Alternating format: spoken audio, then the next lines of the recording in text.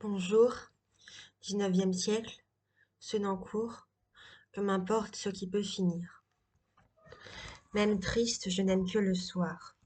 L'aurore me plaît un moment, je crois que je sentirai sa beauté, mais le jour qui va la suivre doit être si long. J'ai bien une terre libre à parcourir, mais elle n'est pas assez sauvage, assez imposante. Les formes en sont basses, les roches petites et monotones. La végétation n'y a pas en général cette force, cette profusion qui m'est nécessaire. On n'y entend bruire aucun torrent dans les profondeurs inaccessibles. C'est une terre des plaines. Rien ne m'opprime ici, rien ne me satisfait.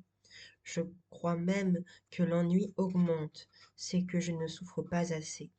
Je suis donc plus heureux? Point du tout. Souffrir ou être malheureux, ce n'est pas la même chose. Jouir ou être heureux, ce n'est pas non plus une même chose. Ma situation est douce et je mène une triste vie.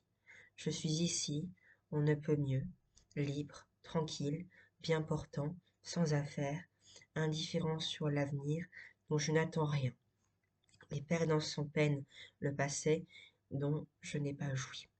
Mais il y a en moi une inquiétude qui ne me quittera pas. C'est un besoin que je ne connais pas, que je ne conçois pas, qui me commande, qui m'absorbe, qui m'emporte au-delà des êtres périssables. Vous vous trompez, et je ne m'y étais trompé moi-même. Ce n'est pas le besoin d'aimer. Il y a une distance bien grande du vide de mon cœur à l'amour qu'il a tant désiré, mais il y a l'infini entre ce que je suis et ce que j'ai besoin d'être. L'amour est immense, il n'est pas infini. Je ne veux point jouir, je veux espérer, je voudrais savoir. Il me faut des illusions sans bornes qui s'éloignent pour me tromper toujours. Que m'importe ce qui peut finir. L'heure qui arrivera dans 60 années est là tout auprès de moi. Je n'aime point ce qui se prépare, s'approche, arrive et n'est plus.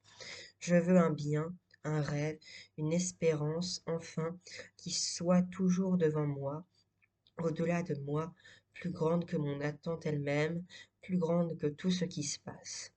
Je voudrais être toute intelligence et que l'ordre éternel du monde. Et, il y a 30 ans, l'ordre était, et je n'étais point.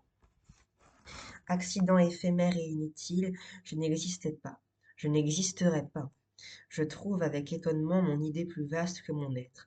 Et si je considère que ma vie est ridicule à mes propres yeux, je me perds dans les ténèbres impénétrables. Plus heureux, sans doute, celui qui coupe du bois, qui fait du charbon et qui prend de l'eau bénite quand le tonnerre gronde.